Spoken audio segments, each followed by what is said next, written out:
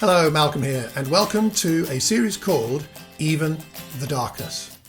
Even the Darkness. And what's that about? Well, we have two classes on the topics of spirituality, the Bible, emotional well-being, and mental health challenges. And the title is taken from Psalm 139, where the psalmist writes, "If I say, surely the darkness will hide me, the light become night around me, even the darkness will not be dark to you. The night will shine like the day, for darkness is as light to you." Even the darkness will not be dark to you. So sometimes we're in the dark. Sometimes that's practical, but here it's poetic language. And I think that refers to a lot of the kind of other areas of darkness that we experience. And some of that is emotional darkness, and some of that is darkness within mental health. We can't see the way out. We can't see how is God going to work in this. And sometimes when we're in that dark place, we wonder whether God cares. Any of us who have struggled significantly with anxiety or depression, or perhaps with schizophrenia or bipolar disorder or any of those things, there can be the sense, is God with me? And it's further compounded, that challenge, by the fact that sometimes we as Christians don't know how to help people, don't know how to be appropriate around people going through these issues. And sometimes the tendency can be to just label it all as sin, which is not kind and loving and not even true. I mean, it's certainly true that all the problems in our life are the result of the fall in that sense. But just because someone is having a mental health challenge doesn't mean that they've sinned more than you or me. Thus, how do we address these issues? So these two classes I think will help. They certainly won't cover everything, but I really hope they will help, because God is in that darkness. He's with you and me when we're in the darkness, whatever that darkness is like. And he's with us as we help people and show God's love to people in the darkness. So these two classes are interviews. The first one is with my old friend Jim Pickett. Some of us might know Jim. He and his family were part of the Cambridge Church for a long time. Now they're in El Paso. In those days, previously, Jim worked for the United States military and was, I think, 35 years or so working there. These days, he's finishing up his master's in counselling, in particular in the areas of marriage and family therapy. And his thoughts on the best way for Christians to help other people, I think you'll find very helpful, full of insight and Christian compassion. So I commend to you my interview with Jim Pickett. You know, mental health has always carried a stigma about it that people don't want to talk about and people don't want to address. And even in my email to you, I certainly believe that there were instances of mental health depicted in the Bible, even though they weren't directly, saying, oh, this person has depression, this person has anxiety, this person has a psychosis. But I think there are instances there that were addressed that we can apply to. And with that, I think we need to overcome those stigmas and be able to talk about mental health more openly. And certainly from a person that doesn't have any mental health background, to help others, those people I'd encourage to go and take a couple of classes, go and investigate mental health, to be able to get a background in it so they can readily identify people that are struggling with severe mental health issues, that they can say, you know what, this is out of my ballpark. Let me help them, direct them to somebody else that can help them more adequately. From one of my own experiences, discipling back in the day, I had one disciple in our congregation that suffered from being bipolar, and everybody was, saying, well, that's just sin. He needs to come out and work, harder with it. And it's like, you don't work harder with bipolar. You got to get treated for it. You mentioned there about it going on a course. Mm-hmm. What kind of people do you think would benefit from a course like that? Anybody that has any type of interest, any type of care, especially in the church, that we want to help each other out. Just taking an introductory course and understanding mental health would be greatly beneficial for anybody.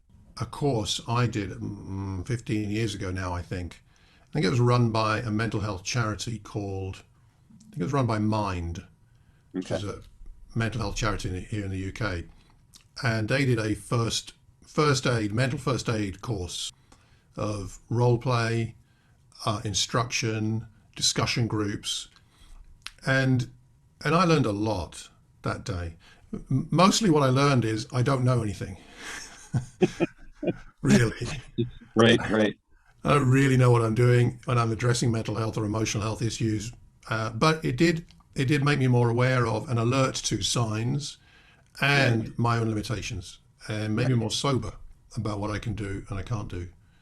For a non-trained person, just an average member of our congregations Hmm. who's with somebody who's very troubled, what would you suggest might be some things to bear in mind regarding helping that person who's troubled to feel like they can be themselves, and the person who's listening to really listen well? Are there some particular ways of being that would help someone to feel listened to? So if I'm the person listening, how can I help the person who's troubled to feel listened to and to feel like, the word we often use is safe? Hearing their story, letting them guide where you go with it. Don't try to guide, a specific aspect. Oh, I want to get them to this point. There's going to be key words that they're going to probably repeat over and over again. And if they do that, certainly you can key in on that word and say, okay, you brought up this word, a couple of times. Help me understand why you're focusing on that word. What meaning does that word have for you? And they'll stop for a minute and they'll look and they'll realize, wow, I have been focusing on that. And they'll think about it for a minute and they'll start thinking about it and they'll start talking about it. And then you just sit there and listen about that too. It's really all about them. It's not about me. Because for me to suggest, okay, you need to do this, this, and this, doesn't make a difference. But if they come up and they say, oh, you know what, maybe I need to do, once they have a realization of what they need to change, it makes all the difference in the world for them Mm. because they're the ones that made the change, not me. Help me understand what you're feeling. Help me to see what you're experiencing. And then sitting back and listening to what they say. Silence is part of listening. Yes, absolutely. And it's uncomfortable. Mm. It's uncomfortable to sit there for that amount of time to let them formulate and think about what they need to do. In a sense, you're noticing, like you're talking about those key words. So you're paying attention to what they're saying. You're noticing perhaps words or phrases that come up more than once. Yes, And it may be that that's a key that you can reflect back to them and say, I noticed that. Could you tell me more about it and what it means to you? So you're helping them explore what's going on. absolutely. Is that right? Or one of the reasons we be careful about saying, I understand, I've been through something like that. Their experience may be completely different, even though some of the details could be similar. We've got to be very, very careful about sharing our experiences, our being open about what we've experienced and saying, oh yeah, I've had this similar experience, because it may not relate to it at all and Mm. just shut down what they've just related to you. And kind of sabotage the rapport that you just built with them and the trust that you just built with them instead of actually continuing it.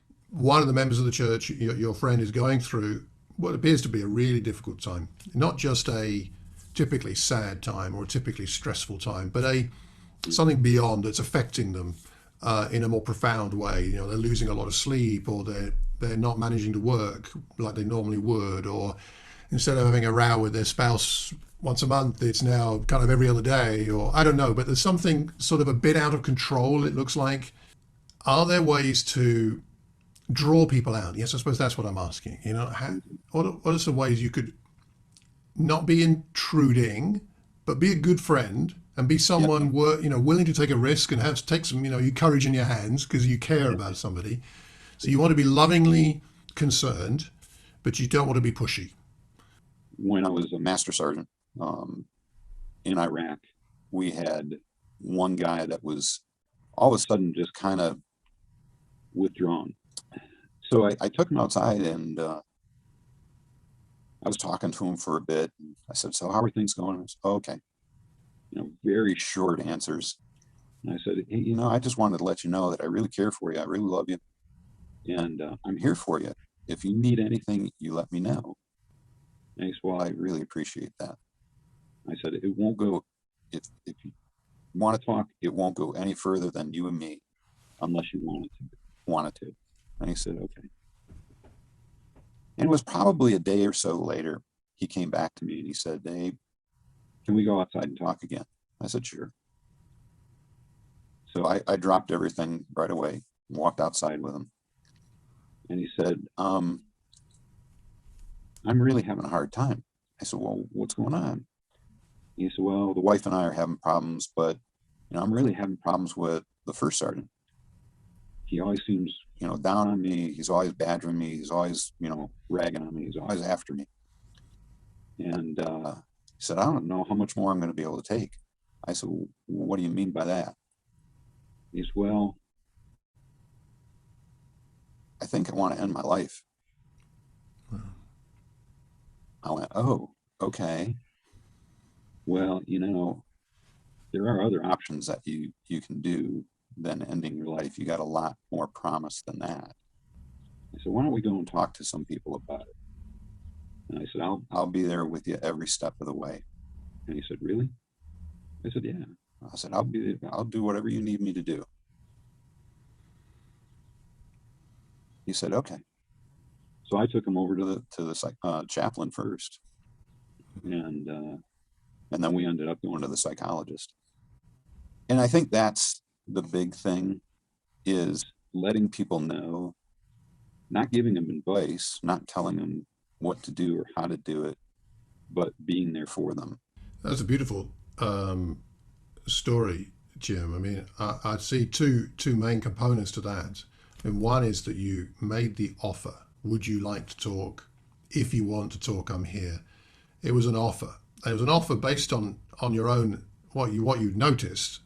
Mm-hmm. It wasn't out apropos of nothing. It was something that you noticed, and he must have realised that even though he was a bit monosyllabic at that point, still he must have known why you were making the offer. But you weren't intrusive, and that gave him space to come back and in fact own his own issue. Mm-hmm. And then the other component that seemed to me particularly significant is that you offered essentially an unconditional kind of support. So that offer, a meaningful offer with a sense of really compassionate and loving support, for him anyway, was the key. Right. And we can do that for people. I mean, I'm not a trained counselor, and most of us in church are not going to be in that category, but we don't have to have professional training to do what you've just described. Right, exactly. And he's fine. Him and I still stay in contact in that, but that is, the significance is, being there for somebody and letting them know that you're there for them without any conditions. You're not going to be, saying, well, you got to do, but being there and letting them know that you're there anytime he needs support or she needs support, without, a moment's hesitation.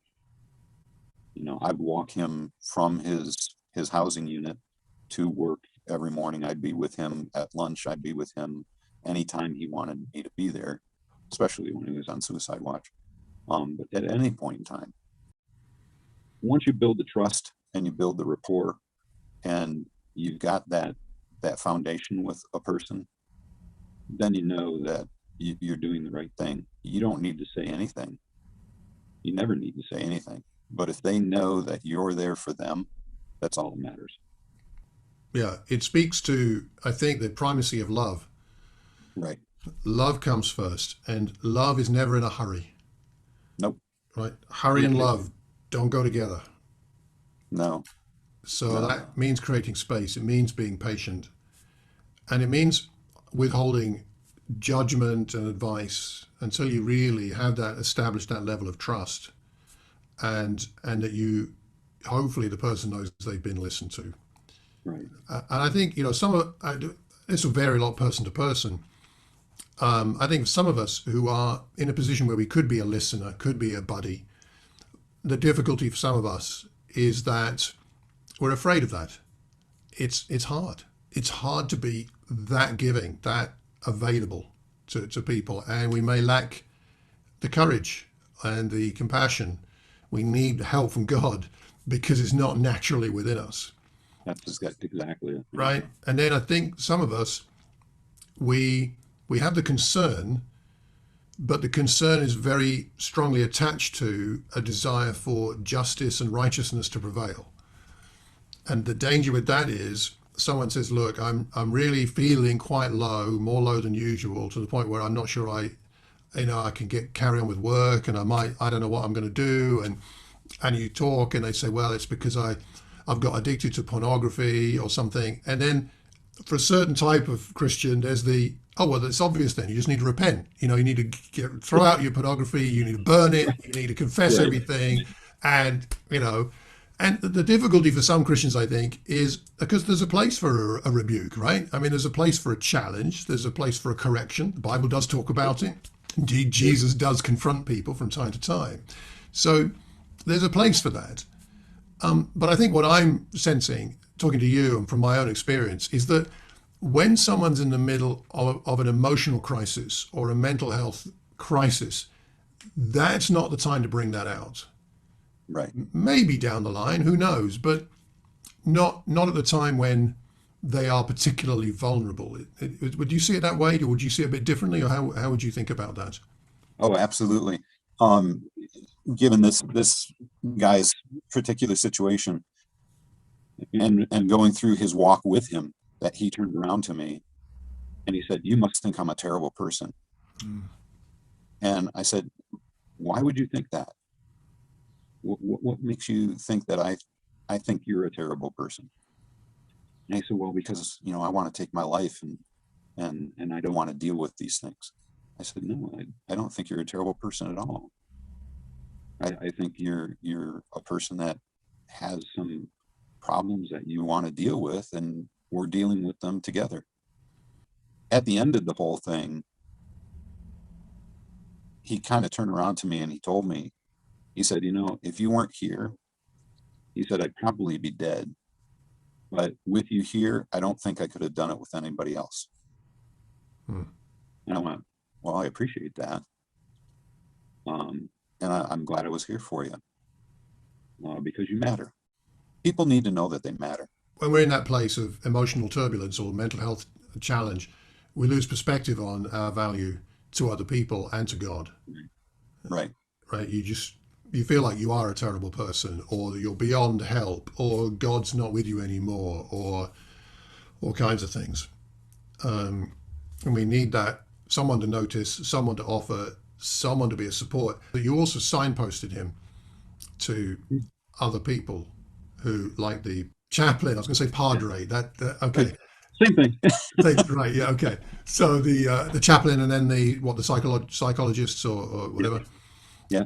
So there's that component as well. I suppose that's one of the things is we need to bear in mind as sort of average Joe Christians, is that especially when someone's particularly disturbed, it may be that we can point them towards other resources, whether it's a GP in this country at least, Right. or perhaps counsellors or other people. That's part of our role potentially as well, because we don't want to try and. It doesn't help if we try and delve into something for which we have no training. We want to help the people and we want to make them better. And we try to do what we can, but in the same light too, we may be just pushing the problem off instead of Yeah. getting it resolved. And it's better to just say, "You know what? I'll be there for you. I'll walk with you, but let's go see a professional." It takes the pressure off and allows us to be a genuine friend. Is there anything we haven't talked about that's gone through your mind? You thought, I must mention this. Ask a lot of questions. If you suspect mental health at all, ask questions, seek advice about it, and say, "Hey, is this something that I should, walk the walk with them, but steer them to somebody else that has more experience, more education in this area, and certainly bring them to those people. Don't try to tackle it yourself. Don't bite off more than you can chew. Make the rapport and the trust and the friendship and the love that God expects us to do. Are there any scriptures, any verses, any examples in the Bible that particularly help you in terms of the way that you think about helping people? Oh gosh, all the one another scriptures Okay. definitely apply. It's kind of funny that you bring that up. Luke was a great physician. I don't know if he was in mental health or not. I kind of suspect he was to a certain degree. Jesus obviously being the great physician, I think, touched on mental health a lot. But I think the one another scriptures are really the things that draw me in mostly to mental health. And it doesn't matter if they're disciples or not. It doesn't matter if they have a religious background or not. They're still God's children, and it still makes a difference, and it still matters. And that's really what kind of prompts me to go forward. Yeah. Yeah, you're right. I mean, the one another scriptures are really just an outworking of a Christ-like love. Yeah. If we love like Christ, we will be this way with each other. And so that's got to be the way we are, with certainly with each other in the church. But the same principle applies to, anybody we know. Exactly. Well, that ends the short version of my interview with Jim. We went for over an hour, so I'll put the longer version up online a little later, but you've got the short version here. What did you think? What struck you? What did you find most inspiring? What did you find most challenging? How might you be able, now that you've heard this, to help somebody else? Or if you're going through a particularly tough time emotionally or with a mental health challenge, what did you hear from this that helped you to have confidence that God is with you, that He's with you even in the darkness? Even in that darkness, it's not dark to God. He's going to be with you and is with you and loves you no matter how you're feeling and what's going on. Let me know if you've got any questions. I'll be happy to receive them. Email me at malcolm@malcolmcox.org and I'll get back to you as soon as I can. Next time we have another interview, this time with two members of our sister congregation in East London. They are both 20-year plus mental health nurses and Christians, and they'll be sharing next time. That's Nossi and Sekai. So look forward to that. And until then, take care and God bless.